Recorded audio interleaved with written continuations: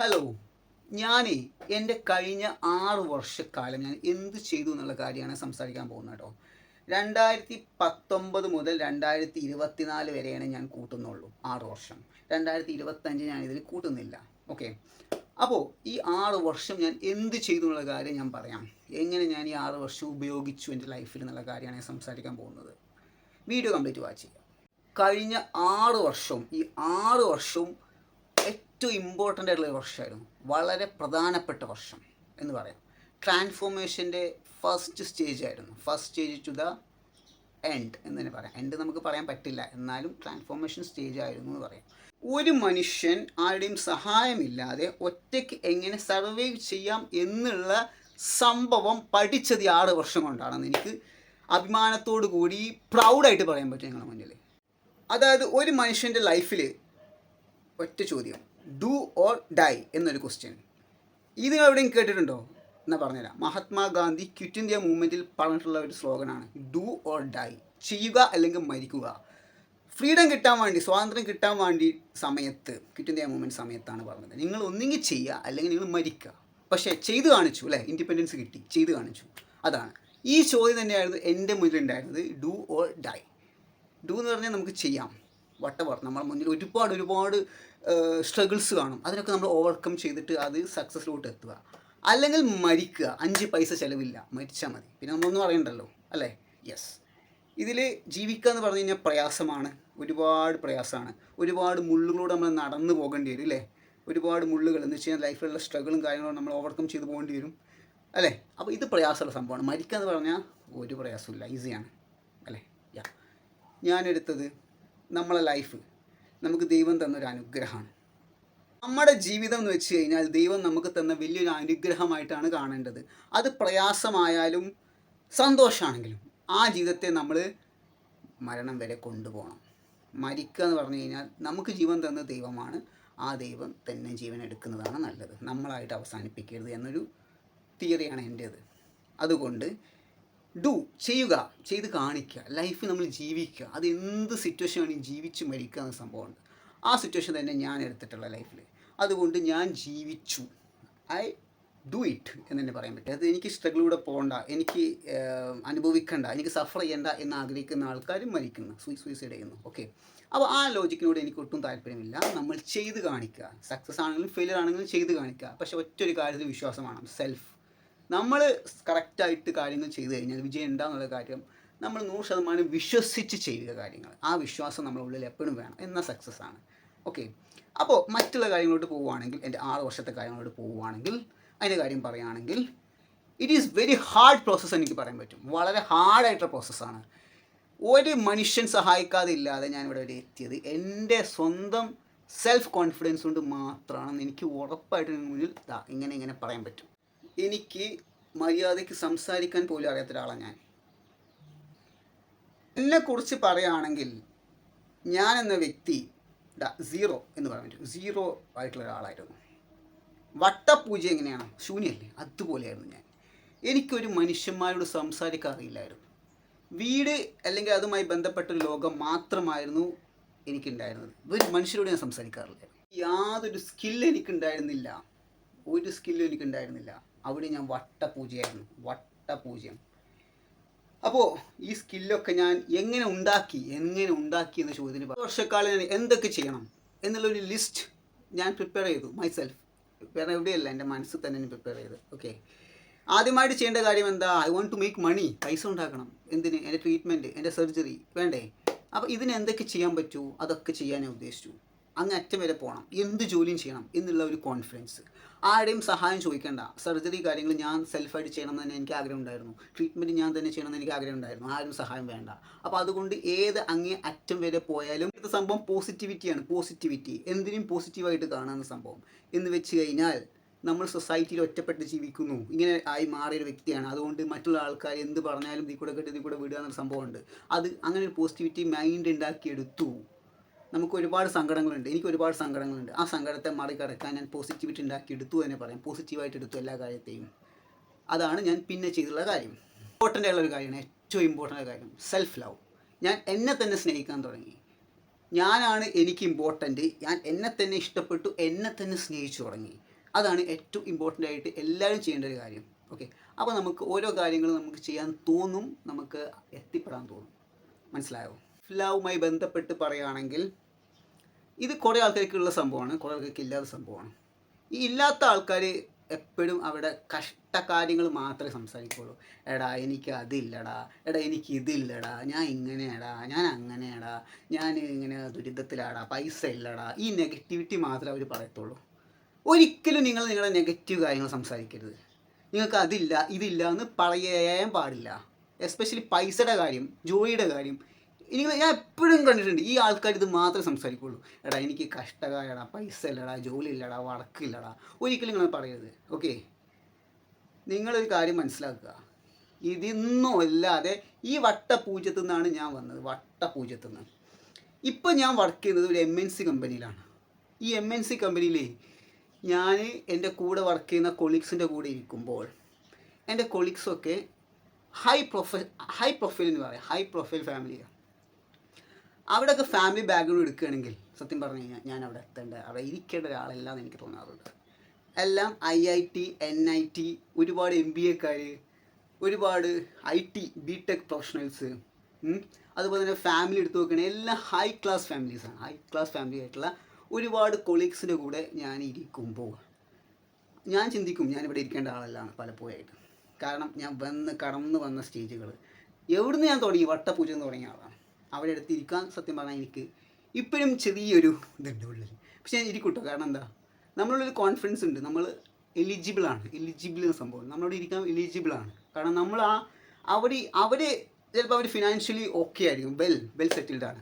അവർ പഠിച്ചൊക്കെ ഇതിനേക്കാൾ വലിയ ഇൻസ്റ്റിറ്റ്യൂട്ടിൽ നിന്നായിരിക്കും, ഹൈ പ്രൊഫൈലായിരിക്കും അവർ പഠിച്ചു വന്നിട്ടുണ്ടാവുക.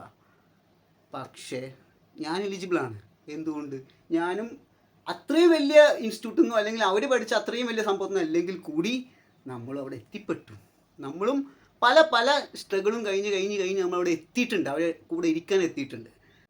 നമുക്കും സ്കില്ലുണ്ട്, അവരെ പോലെ നമുക്കും സ്കില്ലുണ്ട്. അവർക്കുള്ള അതേ സ്കില്ല് എനിക്കുണ്ട്, സെയിം സ്കില്ല് എനിക്കുണ്ട്. അതുകൊണ്ടാണ് എന്നെ ഈ ജോലിക്ക് എടുത്തിട്ടുള്ളത്, അല്ലേ? അല്ലെങ്കിൽ എടുക്കത്തില്ല, ഉറപ്പായിട്ട് എടുക്കത്തില്ല. ഈ വലിയ ഇൻസ്റ്റിറ്റ്യൂട്ടിൽ നിന്ന് പഠിച്ചിറങ്ങിയ വലിയ ഹൈ പ്രൊഫൈലുള്ള ആളുകൾക്കുള്ള അതേ സ്കില്ല് എനിക്ക് ഉള്ളത് കൊണ്ടാണ് അവരെന്നെ എടുത്തിട്ടുള്ളത്. ഇത് പറഞ്ഞപ്പോഴാണ് പറയാൻ വന്നത്, എൻ്റെ ഒരു കൊളീഗ് ഉണ്ട്, IIT എന്ന് ഇറങ്ങിയതാണ്, ചെന്നൈ IIT എന്ന്. ഓക്കെ, ഞങ്ങൾ ഒന്നിച്ച് സംസാരിച്ചിരിക്കുന്ന സമയത്ത് എൻ്റെ അടുത്ത് ഒരുപാട് കാര്യങ്ങൾ ചോദിക്കും. ഞാൻ പഠിച്ചത് കാര്യങ്ങൾ മറ്റേ വർഷമൊക്കെ ചോദിക്കും. ഓക്കെ, സെയിം സംഭവങ്ങൾ, വട്ടവർ അവനുള്ള അതേ സ്കിൽ. അവൻ IIT ആണ്, ഞാൻ IIT അല്ല. ഞാൻ പഠിച്ചത് മാനേജ്മെൻറ്റും TIS എന്നായിരുന്നു. അതുപോലെ തന്നെ പിന്നെ മണിപ്പാൽ യൂണിവേഴ്സിറ്റിയിൽ നിന്നൊക്കെയായിരുന്നു ഞാൻ എൻ്റെ MBA കാര്യങ്ങളൊക്കെ ചെയ്തിട്ടുള്ളത്. IIT എന്നൊക്കെ പറഞ്ഞാൽ ലക്ഷങ്ങൾ കൊടുത്ത് പഠിച്ച സംഭവമാണ്. അപ്പോൾ IIT പ്രൊഫഷനിൽ ഇരിക്കുന്നുണ്ട്, ഞാൻ ഇരിക്കുന്നുണ്ട്. സെയിം സംഭവങ്ങളാണ് നമ്മൾ വർക്ക് ചെയ്യുന്നത്, യാതൊരു വ്യത്യാസമില്ല. സെയിം പ്രൊജക്റ്റ്, സെയിം സംഭവങ്ങളാണ് വർക്ക് ചെയ്യുന്നത്, ഒരു വ്യത്യാസമില്ല. IIT പഠിച്ച കാര്യങ്ങളല്ല ഞാൻ പഠിച്ചിട്ടുള്ളത്. പക്ഷേ ഇവിടെയുള്ള സംഭവം എന്താ? Skill matters. അതാണ് നമുക്ക് എന്താണോ നമ്മുടെ സ്കില്ല്. ഇപ്പോൾ ഈ പറഞ്ഞ സംഭവങ്ങൾ എനിക്ക് കുറേ കാര്യങ്ങൾ എനിക്കൊന്നും അറിയില്ല എന്നൊക്കെ ഞാൻ പറഞ്ഞിട്ടുണ്ടായിരുന്നല്ലോ, ഒന്നും അറിയില്ല, വട്ടപ്പുഴുന്ന വന്നത്. ഇതെല്ലാം ഞാൻ ഉണ്ടാക്കിയെടുത്താണ്, ഞാൻ സെൽഫായിട്ട് ഉണ്ടാക്കിയ സംഭവമാണ്. എനിക്ക് അത്രയും കോൺഫിഡൻ്റ് ആയിരുന്നു എന്നെക്കൊണ്ട് ചെയ്യാൻ പറ്റുന്നുള്ളത്.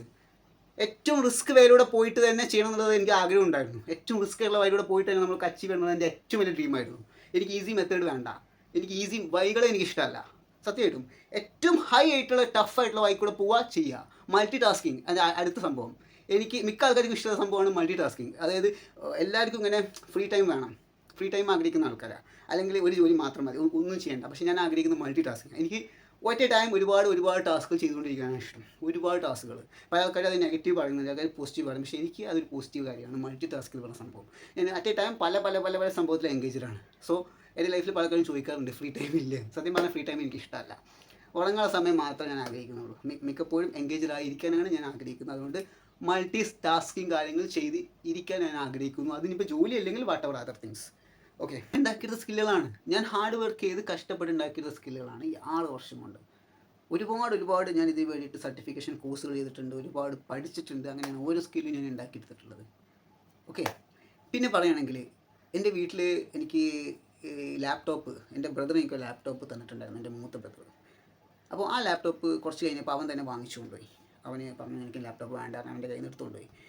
അപ്പോൾ എനിക്ക് സത്യം പറഞ്ഞാൽ ലാപ്ടോപ്പ് ഉണ്ടെങ്കിലും അതിൽ ഒന്നും ചെയ്യാൻ അറിഞ്ഞൂടാ, സിനിമ കാണാനും അങ്ങനത്തെ കാര്യങ്ങൾക്ക് മാത്രമേ അറിയുള്ളൂ. അപ്പോൾ എൻ്റെ ഫാദറായിരുന്നു എനിക്ക് ഒരു മൊബൈൽ വാങ്ങി തന്നു, പിന്നെ ലാപ്ടോപ്പും വാങ്ങി തന്നു.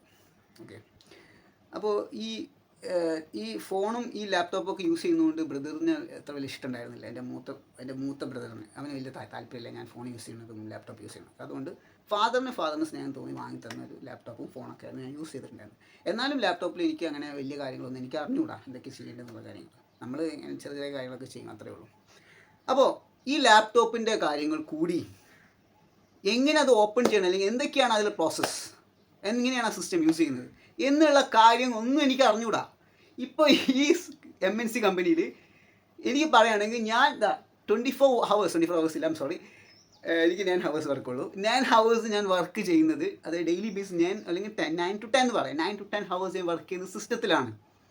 ഈ സിസ്റ്റത്തിൽ ഞാൻ അത്രയും കോൺഫിഡൻ്റ് ആണ്. എന്ത് ചെയ്യാനും കോൺഫിഡൻ്റ് ആണ്. ഒരുപാട് സോഫ്റ്റ്വെയർ യൂസ് ചെയ്യുന്നുണ്ട്, ഒരുപാട് സംഭവങ്ങൾ വർക്ക് ചെയ്യുന്നുണ്ട്. അത്രയും ഞാൻ ഡെവലപ്പ് ചെയ്തെടുത്തു. എൻ്റെ കാര്യങ്ങൾ തന്നെ എനിക്ക് പറയാൻ പറ്റും. ഓക്കെ, ഇതൊക്കെ ഞാൻ എടുത്ത സ്കില്ലുകളാണ്. 6 വർഷം കൊണ്ട് ഞാൻ എടുത്ത സ്കില്ലുകളാണ്. ഇപ്പോൾ ഞാൻ അഭിമാനത്തോട് പറയാണ്, ഇതൊക്കെ ഞാൻ ചെയ്ത കാര്യം. ഫസ്റ്റ് സംഭവം ഞാൻ ജോലിക്ക് കയറി ഫസ്റ്റ് ഡേ നടന്ന സംഭവമാണ്. ഓക്കെ, അപ്പോൾ ജോലിക്ക് കയറിയിട്ട് 2 വർഷമായി. ഈ സമയത്ത് സിസ്റ്റം ഞാൻ ഇങ്ങനെ കാണുകയാണ്. പിന്നെ വീട്ടിൽ നിന്ന് ഇറങ്ങിയതിന് ശേഷം ഞാൻ ലാപ്ടോപ്പ് കണ്ടിട്ടില്ല. കാരണം ഞാൻ ചെയ്ത ജോലികൾ എന്താ എനിക്കറിയാലോ, എന്തൊക്കെയാണ് ഹൗസ് കീപ്പിങ്, അതുപോലെ തന്നെ പേഷ്യൻറ്റിനെ നോക്കാൻ പോലെ, കടയിൽ നിൽക്കൽ, സാധനം കൊടുക്കൽ, മീൻ കച്ചവടം വെച്ചിട്ടുള്ള എല്ലാ ജോലിയും ഞാൻ ചെയ്തിട്ടുണ്ട്. ഓക്കെ, മീൻ കച്ചവടം വെച്ചിട്ടുള്ള എല്ലാ ജോലിയും ചെയ്തിട്ടുണ്ട്. ഈ ജോലികളൊക്കെ ചെയ്തൊരു മനുഷ്യൻ ലാപ്ടോപ്പ് ആദ്യമായിട്ട് കാണുമ്പോൾ, അത് സത്യം പറഞ്ഞാൽ അന്ന് സിനിമ കാണാൻ പോലും അറിയുന്നത്, ഇപ്പോൾ അത് ഓപ്പൺ ആക്കാൻ പോലും എനിക്കറിയില്ലായിരുന്നു. അതെങ്ങനെ ഓൺ ചെയ്യുന്ന പോലും എനിക്കറിയില്ലായിരുന്നു. എൻ്റെ മാനേജർ എന്നോട് പറഞ്ഞു, ഷൈൻ ഷെയർ യുവർ സ്ക്രീൻ എന്ന് പറഞ്ഞപ്പോൾ എന്താണെന്ന് പോലും എനിക്ക് മനസ്സിലായില്ല. എന്ത് ഷെയർ ചെയ്യാനാണ്? ഞാൻ ചോദിച്ചു എന്തത് ചെയ്യേണ്ടതെന്ന്. അപ്പോൾ തന്നെ പറഞ്ഞു, യൂട്യൂബ് നോക്ക്, എന്നെ വിളിക്കുന്നു പറഞ്ഞു. യൂട്യൂബ് നോക്കി പഠിച്ചിട്ട് എന്നെ വിളിക്കുന്നു പറഞ്ഞു. അപ്പോൾ തന്നെ യൂട്യൂബ് ഞാൻ ഓണാക്കി നോക്കി, what is share your screen. ഗൂഗിളിൽ നോക്കി വാട്ട് ഷെയർ യുവർ സ്ക്രീൻ. അപ്പോഴാണ് മനസ്സിലായത്, നമ്മൾ ടീംസിൽ പോയിട്ട് ഇതിന് മുകളിൽ ഒരു സംഭവമുണ്ട്, അത് ക്ലിക്ക് ചെയ്യണം. അപ്പോൾ നമ്മുടെ സ്ക്രീൻ അത് കാണും, എന്നിട്ട് നമുക്ക് മാനേജറുമായിട്ട് കണക്ട് ചെയ്യാനുള്ള സംഭവം. അങ്ങനെ അത് ഫസ്റ്റ് പഠിച്ച പാടാതാട്ടോ.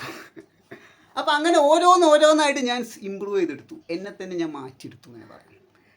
അതുകൊണ്ട് തന്നെ ഇപ്പം ഞാൻ ചെയ്യുന്നത് HR വർക്കാണ്. HR-ലാണ് വർക്ക് ചെയ്യുന്നത്. ഞാൻ എംപ്ലോയി കണക്ടിവിറ്റിയാണ് ചെയ്യുന്നത്. അതായത് എനിക്ക് ഏകദേശം ഇപ്പോൾ ഡെയിലി ബേസ് ഞാൻ 250 അല്ലെങ്കിൽ 700, 1000 എംപ്ലോയീസ് ഞാൻ കണക്ട് ചെയ്യും.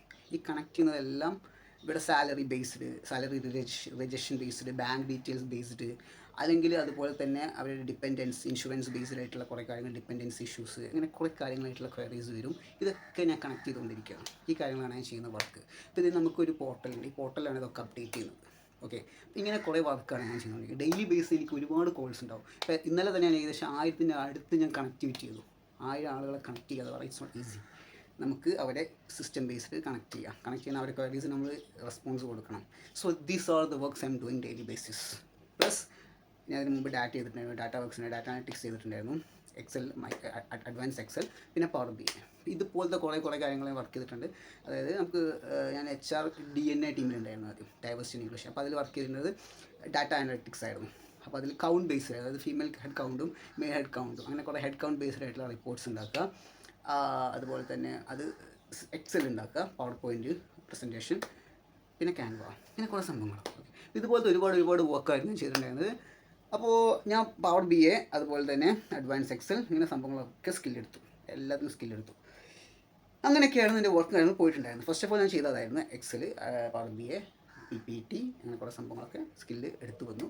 പിന്നെ ബാക്കിയുള്ള ഈ സോഫ്റ്റ്വെയറും കാര്യങ്ങളൊക്കെ നമ്മൾ പഠിച്ചെടുത്തു. ഓക്കെ, പറയാൻ മറന്നുപോയി, ഞാൻ എംപ്ലോയീസിൻ്റെ ലാപ്ടോപ്പിൻ്റെ, എംപ്ലോയീസിൻ്റെ ID കാർഡിൻ്റെ ഈ കാര്യങ്ങളൊക്കെ ഞാൻ തന്നെയാണ് കാര്യങ്ങൾ ചെയ്തു കൊടുക്കുന്നത്. ഇതിൻ്റെ കാര്യങ്ങളൊക്കെ ഞാൻ തന്നെ ചെയ്തു കൊടുക്കുന്നത്. ഓക്കെ, അപ്പോൾ ഇങ്ങനെ കുറേ വർക്ക്സാണ് ഞാൻ ചെയ്തുകൊണ്ടിരിക്കുന്നത്. കറൻ്റ് ഇങ്ങനത്തെ കുറച്ച് സംഭവങ്ങളാണ് ഞാൻ ഇപ്പോൾ വർക്ക് ചെയ്യുന്നത്. ഓക്കെ, അപ്പോൾ ഇതാണ് എൻ്റെ വർക്ക് റിലേറ്റഡ് ആയിട്ടുള്ള കാര്യങ്ങൾ.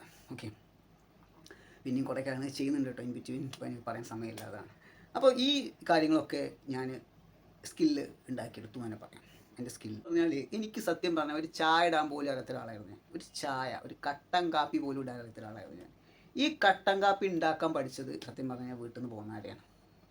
ഷെൽട്ടർ ഹോമിൽ കുറച്ച് കാലം വർക്ക് ചെയ്തിട്ടുണ്ടായിരുന്നു. ആ സമയത്താണ് ഞാൻ അവിടെ ഈ ചായ ഇടലും, അതുപോലെ തന്നെ ഇടയ്ക്കൊക്കെ ചോറ് വെക്കലും, അങ്ങനെ സംഭവങ്ങൾ ഞാൻ പഠിച്ചത്. പാചകം എനിക്കറിയില്ലായിരുന്നു, പക്ഷേ ഞാൻ കുറച്ചായിട്ടൊക്കെ പഠിച്ചെടുത്തു. അതിനുശേഷം ഇപ്പോൾ കംപ്ലീറ്റ്ലി നമ്മൾ ഒറ്റയ്ക്കാണ് ജീവിക്കുന്നത്. അപ്പം എല്ലാ കുക്കിങ്ങും, അതായത് എല്ലാം ഉണ്ടാക്കാൻ, ഓൾമോസ്റ്റ് എല്ലാം ഉണ്ടാക്കാൻ അറിയാം. ഞാൻ ബിരിയാണി, ഫ്രൈഡ് റൈസ്, അതുപോലെ തന്നെ ചോറ് കറി etcetera whatever it is എല്ലാം ഉണ്ടാക്കും. ഇതൊക്കെ ഞാൻ സ്വന്തമായിട്ട് നമ്മൾ തന്നെ പഠിച്ചെടുത്ത സംഭവമാണ്. ഇത് സ്കില്ലാണ് കേട്ടോ, എല്ലാം നല്ല കുക്കിംഗ് വിചാരിക്കും സ്കില്ലല്ല, പക്ഷേ ഇത് സ്കിൽ പ്രധാനമായിട്ട് വേണ്ടൊരു സ്കില്ലുണ്ട്. അതാണ് മിക്ക ആൾക്കാർക്കും ഇല്ലാത്തൊരു സ്കില്ലും, കടത്തിലോട്ട് പോകുന്ന സ്കില്ലും, കടം ഉണ്ടാവാനുള്ള സ്കില്ലും. അതായത് എക്സ്പെൻസ് സേവിങ് എന്ന് പറയും. അതായത് മണി നമ്മൾ എങ്ങനെ സേവ് ചെയ്യുന്നുള്ള ഒരു സ്കില്ല് വേണം. അതില്ല മിക്ക ആൾക്കാർക്കും. നമുക്ക് കിട്ടുന്ന സാലറി എന്തുമാവട്ടെ, ആ സാലറി നമ്മൾ ഒരു 500 രൂപയെങ്കിലും 1000 രൂപയെങ്കിലും വാട്ടവർ നമ്മളൊരു ശതമാനം മാറ്റി വെക്കുന്നത് ഒരു നല്ലൊരു സ്കില്ലാണ്. അപ്പോൾ ഞാൻ ചെയ്യുന്നത് എന്താണെന്ന് വെച്ച് കഴിഞ്ഞാൽ, ഇതുപോലെ നമ്മുടെ ഒരു ബഡ്ജറ്റ് നമ്മൾ ഉണ്ടാക്കിയെടുക്കുക. ഞാൻ ഒരു മന്ത്ലി എനിക്കൊരു ബഡ്ജറ്റ് ഉണ്ട്, ആ ബഡ്ജറ്റ് അനുസരിച്ച് മാത്രമേ ഞാൻ ചിലവാക്കാറുള്ളൂ.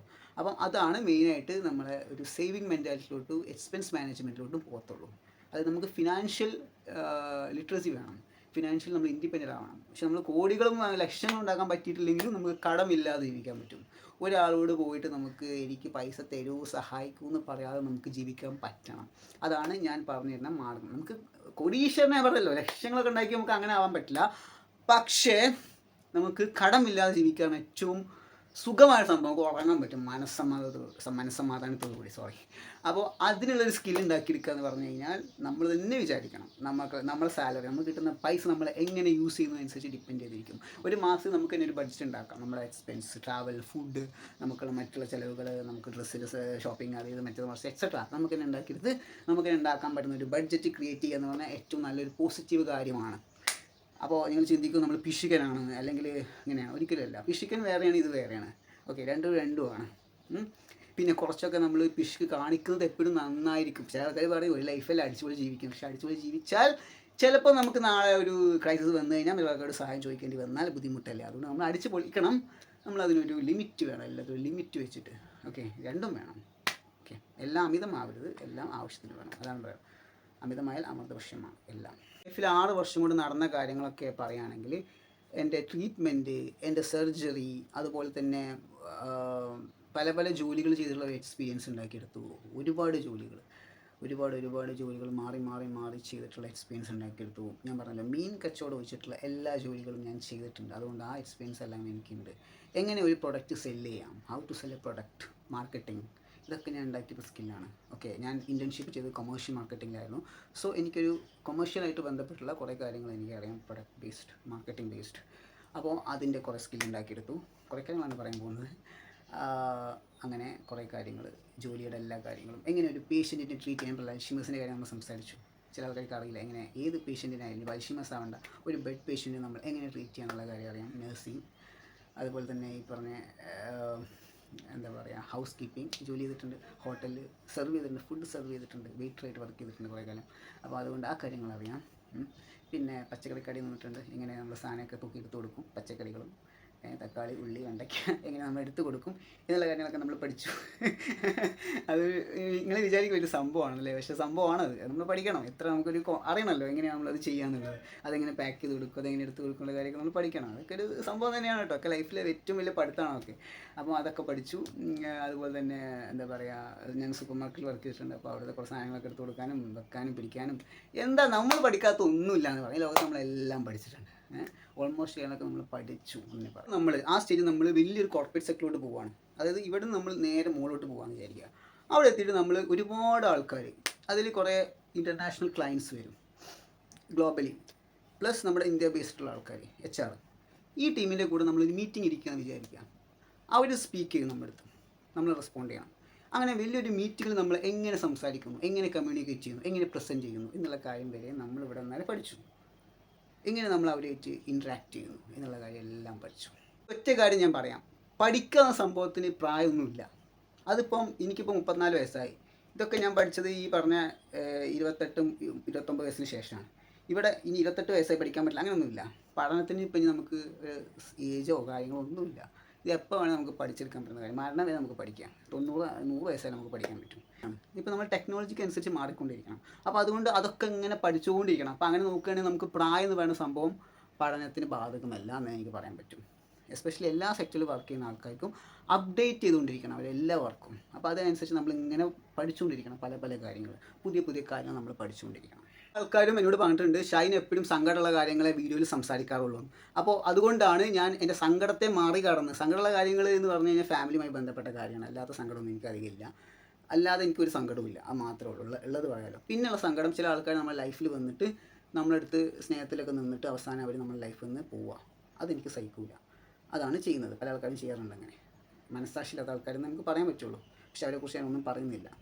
അങ്ങനെ കുറച്ച് ആൾക്കാർ നമ്മളോട് ചെയ്യുമ്പോൾ അത് വളരെ സങ്കടമാണ്. കാരണം നമ്മൾ ഒരുപാട് പ്രതീക്ഷിക്കും, കാരണം അവർ നമ്മളെ കൂടെ ഉണ്ടാവും എന്നുള്ളത്. പക്ഷെ അവർ നമ്മളെ ലൈഫിൽ നിന്ന് ഒറ്റയടിക്ക് ബ്ലോക്ക് ചെയ്ത് പോവുക, കാരണമൊന്നുമില്ലാതെ. അല്ലെങ്കിൽ അവർ തന്നെ ഉണ്ടാക്കുന്ന കാരണങ്ങൾ, അതൊക്കെ സഹിക്കാൻ പറ്റുന്ന കാര്യങ്ങളാണ്. അത് ഏത് മനുഷ്യനായാലും, എൻ്റെ കേസ് എന്നല്ല, ആർക്കാരും സഹിക്കില്ല. അപ്പോൾ അവിടെയാണ് നമ്മുടെ ഒരു വിഷമം കാര്യങ്ങളും. പിന്നെ ഫാമിലിയാണ്. ഫാമിലി എന്ന് വെച്ച് കഴിഞ്ഞാൽ അവർ ഓർത്തിട്ടുള്ള സങ്കടവും കാര്യങ്ങളും. അല്ലാതെ സങ്കടവും കാര്യങ്ങളൊന്നുമില്ല. ഞാൻ വളരെ ചില്ലാണ്, വളരെ പോസിറ്റീവാണ്, കോൺഫിഡൻ്റാണ്. 6 വർഷം കൊണ്ട് ഞാൻ ഉണ്ടാക്കിയെടുത്ത സംഭവം എന്താ വെച്ച് കഴിഞ്ഞാൽ ബന്ധങ്ങളാണ്. ബന്ധങ്ങൾ ഉദ്ദേശിച്ച് കഴിഞ്ഞാൽ നമുക്ക് 2 തരം ബന്ധങ്ങളുണ്ട്. ഒന്ന് നമുക്ക് അനാവശ്യ ബന്ധങ്ങൾ എന്ന് പറയും, വെറുതെ കാര്യമില്ലാതെ സമയം കളയാൻ. രണ്ടാമത്തത് നമുക്ക് വേണ്ട ബന്ധങ്ങൾ, നമുക്ക് ലൈഫിൽ ആവശ്യമുള്ള ബന്ധങ്ങൾ. ഞാൻ എടുത്തത് രണ്ടാമത്തതാണ്. നമുക്ക് എന്താണ് ആവശ്യം അതാണ് ഞാൻ എടുത്തിട്ടുള്ളത്. അനാവശ്യമായിട്ടുള്ള വെറുതെ ആൾക്കാർ ഇങ്ങനെ ഹായ് ഹലോ അല്ലെങ്കിൽ വെറുതെ ഇങ്ങനെ അതിൻ്റെ ആവശ്യമില്ല. സമയം വേസ്റ്റ് ആക്കുക എന്നാണ് പറയാനുള്ളത്. ലൈഫിൽ ഓരോ സമയം ഇമ്പോർട്ടൻ്റ്. അപ്പോൾ അതുകൊണ്ട് തന്നെ എനിക്ക് ആവശ്യമുള്ള ബന്ധങ്ങൾ മാത്രം ഞാൻ സെലക്ട് ചെയ്തു. ചിലപ്പോൾ അതെൻ്റെ ജോലിയുമായി ബന്ധപ്പെട്ടായിരിക്കാം, അല്ലെങ്കിൽ ചിലപ്പം എൻ്റെ കരിയറുമായി ബന്ധപ്പെട്ടതായിരിക്കാം, അല്ലെങ്കിൽ ചിലപ്പോൾ എൻ്റെ പഠിത്തമായി ബന്ധപ്പെട്ടതായിരിക്കാം, അല്ലെങ്കിൽ എനിക്ക് എന്താണോ വേണ്ടത് അതുമായി ബന്ധപ്പെട്ട ബന്ധങ്ങൾ മാത്രമാണ്. ഞാൻ ഭയങ്കര ജാടയാണ് അല്ലെങ്കിൽ മോശക്കാരനാണെന്നല്ല ഉദ്ദേശിക്കുന്നത്. ഏതൊരു മനുഷ്യനായാലും നമ്മൾ നല്ല ബന്ധങ്ങൾ ചൂസ് ചെയ്യുന്നതാണ് എപ്പോഴും നമ്മുടെ ഹെൽത്തിന് നല്ലത്. അതാണ് ഹെൽത്തി ആയിട്ട് ഇരിക്കത്തുള്ളൂ. കൂട്ടുകെട്ട് നമുക്ക് പലതും കിട്ടും. ഇപ്പോൾ എനിക്കായാലും ഇപ്പോൾ എൻ്റെ ലൈഫിൽ കൂട്ടുകെട്ട്, ഇപ്പോൾ ഞാൻ വീട്ടിൽ നിന്ന് പോന്നിട്ട് 6 വർഷമായി പറഞ്ഞു അല്ലേ. ഈ 6 വർഷം എനിക്ക് അനാവശ്യമായിട്ട് ചിലവാക്കാമായിരുന്നു. എന്ന് വെച്ച് കഴിഞ്ഞാൽ കള്ള്, കഞ്ചാവ്, മയക്കുമരുന്ന്, പുകവലി, എന്തൊക്കെയാണ് എൻ്റെ ഹെൽത്തിന് ഹാനികരം, ഇതിലോട്ടൊക്കെ എനിക്ക് പോകാമായിരുന്നു. അതുപോലെ തന്നെ വളരെ മോശമായിട്ടുള്ള ലൈഫ് എനിക്ക് നയിക്കാമായിരുന്നു. വളരെ ബാഡായിട്ട് എനിക്ക് ജീവിക്കാമായിരുന്നു. അതുകൊണ്ട് ആർക്കാണ് ഇവിടെ പ്രോഫിറ്റ്? എനിക്കാണോ സമൂഹത്തിനാണോ? ആർക്കും ഇവിടെ പ്രോഫിറ്റ് ആകാൻ പോകുന്നില്ല. ഓക്കെ, അതുകൊണ്ട് എനിക്ക് 1 രൂപ പോലും എനിക്ക് ലാഭം കിട്ടാൻ പോകുന്നില്ല. എനിക്കെൻ്റെ ലൈഫ് നശിപ്പിക്കാമെന്നല്ലാതെ എനിക്ക് അതുകൊണ്ട് ഒരു നേട്ടം ഉണ്ടാകാൻ പോകുന്നില്ല. ആ കാര്യം എനിക്കറിയാം. അതുകൊണ്ടാണ് ജീവിതത്തെ ജീവിതമായിട്ട് കണ്ടിട്ട് നമ്മൾ ഇത്രയും പ്രശ്നത്തിൽ നിന്ന്, ക്രൈസിസിൽ നിന്ന് വന്ന ഒരാൾ ഇനിയും നമ്മൾ നശിക്കരുത് എന്നൊരു സംഭവം, ഇനിയും നമ്മൾ നശിച്ച് പണ്ടടങ്ങിയ സംഭവം എനിക്കുണ്ടായിരുന്നു. തൊടാത്ത സംഭവങ്ങളാണ് ഈ പറഞ്ഞ പുകവലി. എനിക്ക് അന്നുമില്ല ഇന്നുമില്ല, എനിക്കിഷ്ടമേ അല്ല. എൻ്റെ മണം പോലും എനിക്കിഷ്ടമല്ല. മദ്യപാനം എനിക്ക് അന്നും ഇഷ്ടമല്ല ഇന്നും ഇഷ്ടമല്ല. ഞാൻ കഴിച്ചിട്ടില്ല ലൈഫിൽ.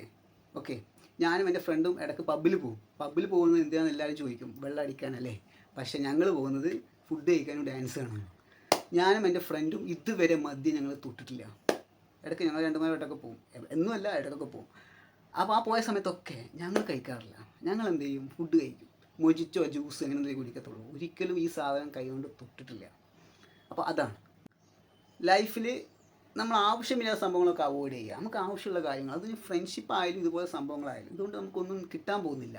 ഈ പറഞ്ഞ സംഭവത്തിൽ നമ്മൾ ടൈം വേസ്റ്റിംഗ് ആണ്, മണി വേസ്റ്റിംഗ് ആണ്, കംപ്ലീറ്റ്ലി വേസ്റ്റാണ്. അപ്പോൾ നമുക്ക് വേണ്ടാത്ത കാര്യം നമ്മൾ ലൈഫിൽ എടുക്കേണ്ട ആവശ്യമില്ല. നമുക്കൊന്നും കിട്ടില്ല.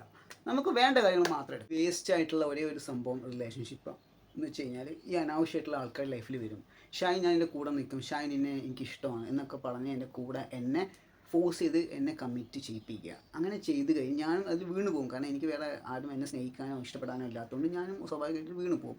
എന്നിട്ട് അവരെ നമ്മളെ മാക്സിമം യൂസ് ചെയ്ത് പിഴിഞ്ഞെടുത്ത് നമ്മളെ ഒന്ന് ഒഴിവാക്കുക. അങ്ങനെ ലൈഫിൽ നിന്ന് പോയിട്ടുള്ള കുറേ സംഭവങ്ങളാണ്. ഇതാണ് എൻ്റെ ലൈഫിൽ ആകെ എനിക്ക് വേസ്റ്റ് എന്ന് പറയുന്നത്. Waste of time and waste of everything എന്ന് പറയുന്ന ഒരു പാട്ട്. ഓക്കെ, ഞാനങ്ങ് വീണ് പോവാണ്. കാരണം ലൈഫിൽ നമുക്ക് വേറെ സപ്പോർട്ട് സിസ്റ്റം അല്ലെങ്കിൽ വേറൊരു ഹെൽപ്പ്, വേറൊരാൾ ലൈഫിൽ നമ്മൾ സ്നേഹിക്കാനില്ലാത്തത് കൊണ്ട് നമ്മളൊരാൾ നമ്മളെ സ്നേഹിക്കുക എന്ന് പറഞ്ഞ് വരുമ്പോൾ അതിലങ്ങ് വീണ് പോയിട്ട് അങ്ങ് വഞ്ചിക്കപ്പെടുകയാണ് ചെയ്യുന്നത്.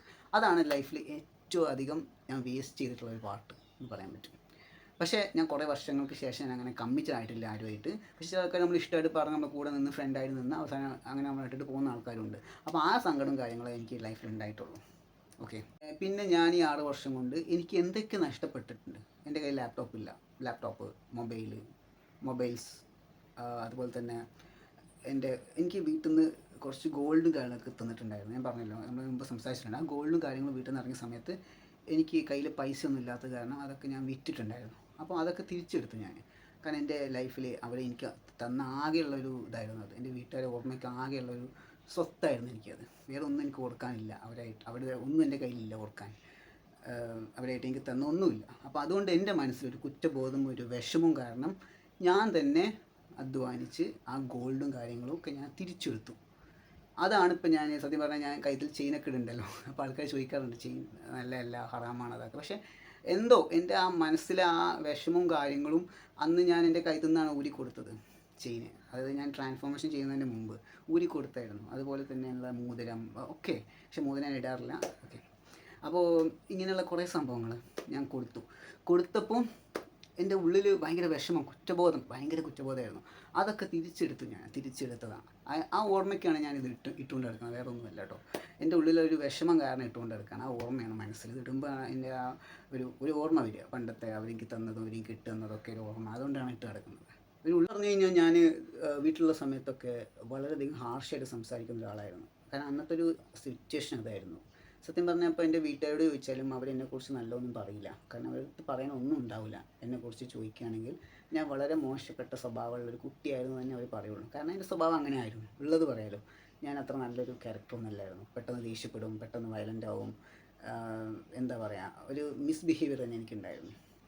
ഈ ക്യാരക്ടർ ഞാൻ മാറ്റിയെടുത്തു തന്നെ പറയാം. അന്നത്തെ സിറ്റുവേഷൻ അങ്ങനെ തന്നെയായിരുന്നു കേട്ടോ. അതാണ് എൻ്റെ അവസ്ഥ അന്ന് അങ്ങനെയായിരുന്നു. കാരണം മെൻ്റലി ഞാൻ ഡൗൺ ആയിരുന്നു ആ സമയത്ത്.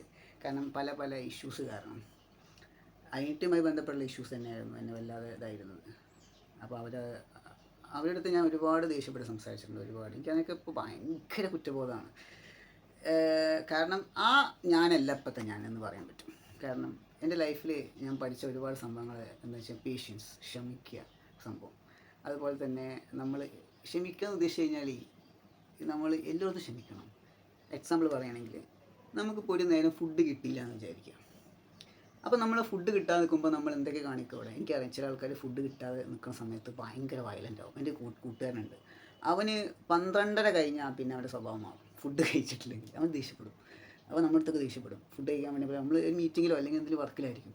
അപ്പോൾ 12:30 അല്ല, സോറി 2:30. നമ്മൾ വർക്ക് കഴിയുമ്പോൾ, ഒരു മീറ്റിംഗ് കഴിയുമ്പോൾ 2:30 3 മണിയൊക്കെ ആവും. ചില സമയങ്ങളിൽ ഓഫീസിൽ അങ്ങനെയാണ്. വർക്കൊക്കെ വന്നു കഴിഞ്ഞാൽ നമുക്ക് 2:30 3 മണിയൊക്കെ ആവും നമ്മളത് ഫിനിഷ് ചെയ്യാൻ. അല്ലെങ്കിൽ മീറ്റിംഗ് ഒക്കെ ഉണ്ടെങ്കിൽ അത് എക്സ്റ്റെൻഡ് ചെയ്യും.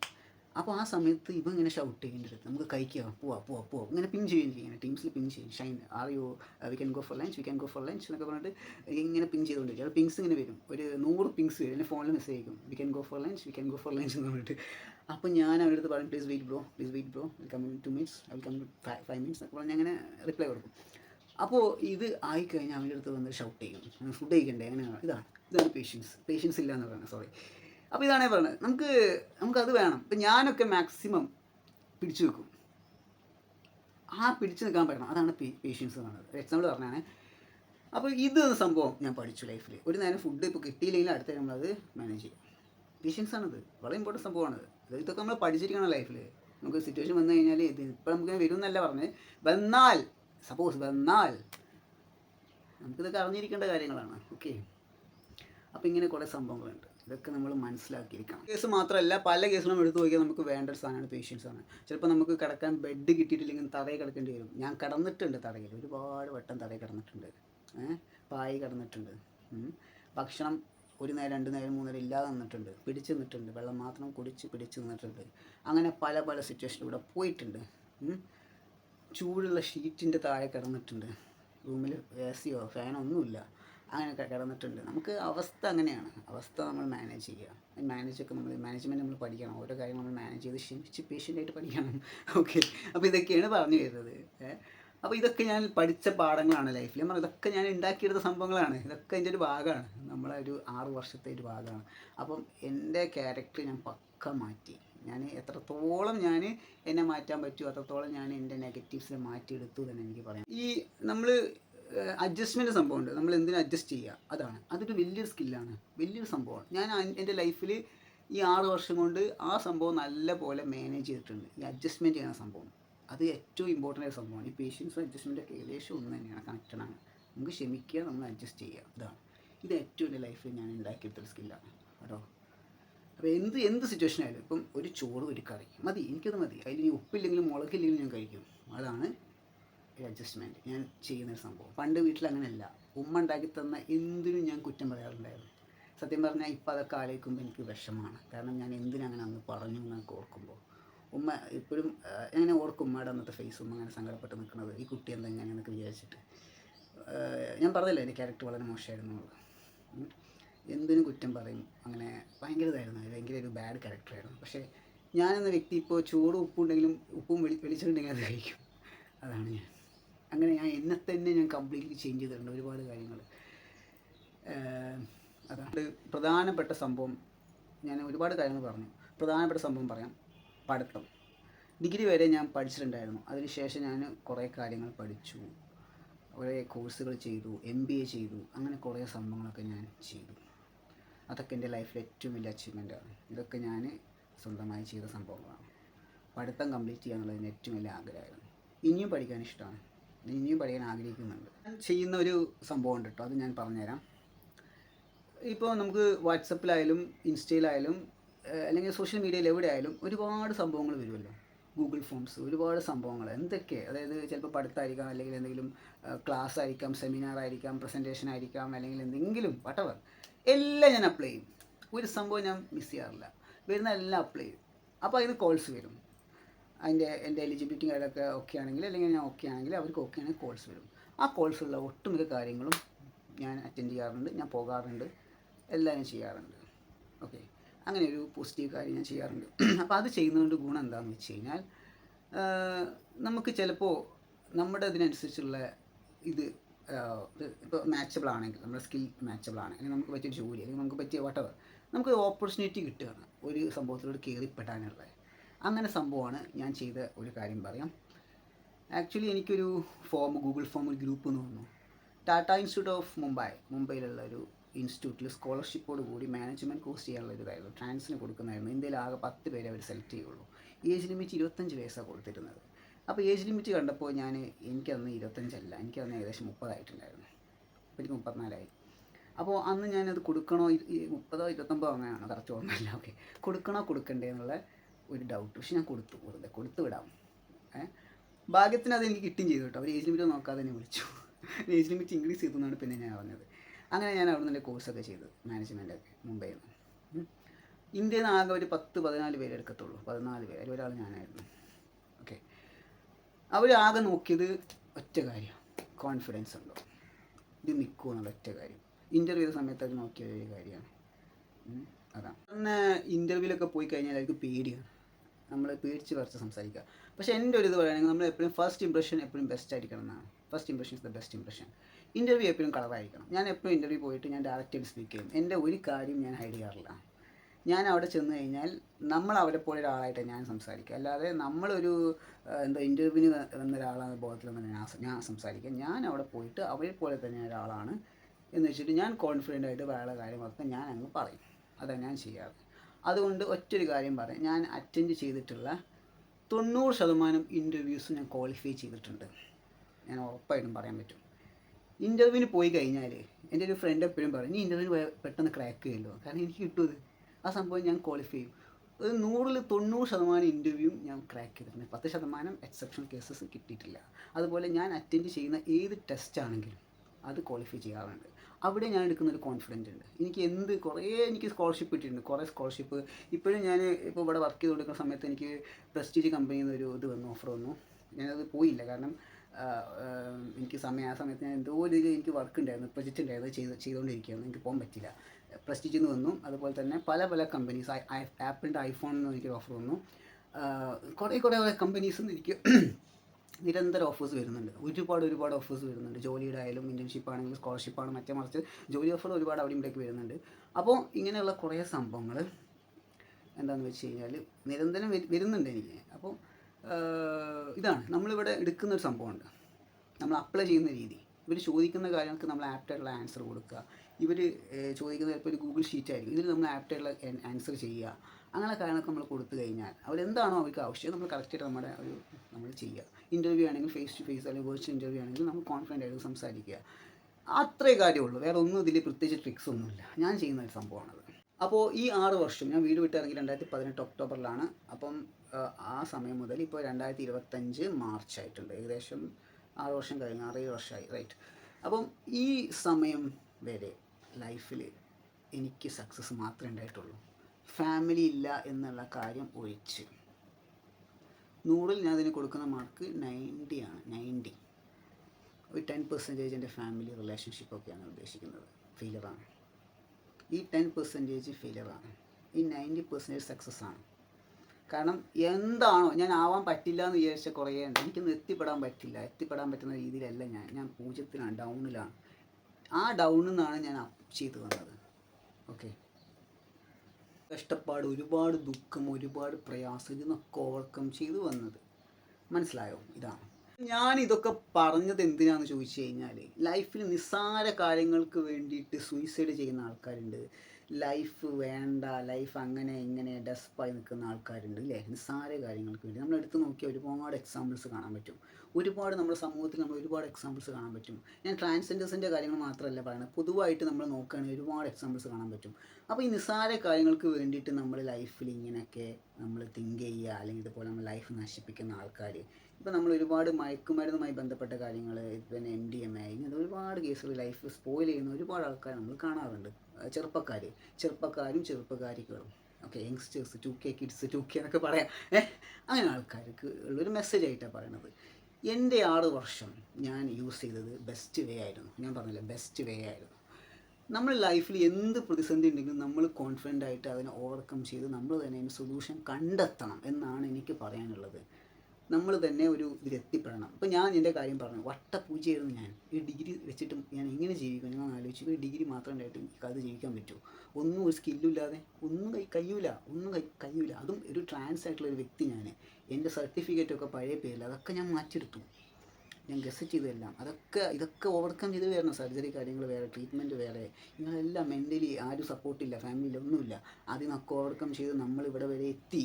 ഇതൊക്കെ ഒറ്റക്കാണ്. ഈ പറഞ്ഞ സാധനങ്ങളൊന്നും നമ്മൾ യൂസ് ചെയ്യുന്നില്ല. അപ്പോൾ ഞാൻ പറഞ്ഞ ഈ ഡ്രഗ്സോ ആൽക്കഹോളോ ഒന്നും യൂസ് ചെയ്തില്ല, ഒന്നുമില്ല നമ്മുടെ ലൈഫിൽ. നമ്മളിതൊക്കെ നമ്മൾ മെൻ്റലി നമുക്ക് പറ്റും ചെയ്യാൻ പറ്റും, കോൺഫിഡൻ്റ് ആയി എടുത്തെടുത്ത് നമ്മൾ എത്തിപ്പെട്ടു തന്നെ പറയാൻ പറ്റും. അപ്പോൾ ഇതൊക്കെ നമ്മളെ ലൈഫിൽ ഞാൻ ഇത് പറയുകയാണ്, ഇതൊക്കെ ചെയ്യുന്ന ആൾക്കാരോട് പറയുകയാണ്, നമ്മൾ ഈ സങ്കടപ്പെട്ടിരിക്കണം, ഡിപ്രഷനായിരിക്കണം, സൂയിസൈഡ് മൈൻഡുള്ള ആൾക്കാരൊക്കെ പറയുകയാണ്, ലൈഫിൽ നമ്മൾ പോസിറ്റീവായിട്ട് കാണുക, ലൈഫിൽ നമുക്ക് എത്തിപ്പെടാൻ പറ്റുന്നിടത്തോളം നമ്മൾ എത്തിപ്പെടുക, റീച്ച് ചെയ്യുക. ഓക്കെ, അതാണ് എനിക്ക് പറയാനുള്ളത്. എൻ്റെ ഒരു എക്സാമ്പിൾ വെച്ചിട്ട് ഞാൻ പറയുകയാണ്, ഞാനൊരു എക്സാമ്പിളാണ് അതിന്. അപ്പോൾ നിങ്ങൾ അങ്ങനെ ആയിത്തീരുക, നിങ്ങൾ എത്തിപ്പെടുക, നിങ്ങളെക്കൊണ്ട് പറ്റുന്ന രീതിയിൽ നിങ്ങൾ അച്ചീവ് ചെയ്യുക. ഓക്കെ, ഹാപ്പി ആയിട്ട് എനിക്ക് പറയാൻ പറ്റുന്ന ലൈഫിൽ വേറെ ഞാൻ പറഞ്ഞില്ലേ, ഈ ഇതല്ലാതെ വേറെ പ്രശ്നം എനിക്കില്ല നിലവിൽ. ഞാൻ അടുത്ത് പോയിട്ട് ഇപ്പോൾ ഞാൻ ഹെൽപ്പ് ചോദിക്കേണ്ട സിറ്റുവേഷൻ എനിക്കില്ല, ദൈവം സഹായിച്ചിട്ട്, അള്ളാഹ് സഹായിച്ചിട്ട്. ഓക്കെ, അതിനോട് ഒരുപാട് കടപ്പാടുണ്ട് എനിക്ക്. അതാണ് നമ്മൾ ലൈഫിൽ പക്ക കോൺഫിഡൻ്റ് ആയിട്ട് നിൽക്കുക, സെൽഫായിട്ട് ലവ് ചെയ്യുക, ഡിപ്രഷൻ ആവാതിരിക്കുക, ഡിപ്രഷൻ സ്റ്റേജിലോട്ട് പോകാതിരിക്കാനാണ് നമ്മൾ സെൽഫ് ലവ് ചെയ്യുന്നത്. ഓക്കെ, ഇങ്ങനെയുള്ള കാര്യങ്ങളൊക്കെ നമ്മൾ ലൈഫിൽ നോക്കുക. ഓക്കെ, ഇതൊക്കെയാണ് എനിക്ക് ഈ കുഞ്ഞു വീഡിയോ പറയാനുള്ളത്. അപ്പോൾ ഗൈസ്, സന്തോഷം എൻ്റെ വീഡിയോ കംപ്ലീറ്റ് വാച്ച് ചെയ്തതിന്. ഓക്കെ, പറ്റുമെങ്കിൽ ഈ വീഡിയോ മാക്സിമം ഷെയർ ചെയ്യുക, കാരണം ഇതൊരു മെസ്സേജ് ആയിട്ട് കാണാം എല്ലാവരും. അതിന് വേണ്ടിയിട്ട് എല്ലാവരും ഷെയർ ചെയ്യണം ഈ വീഡിയോ. ഓക്കെ, അപ്പം ബൈ.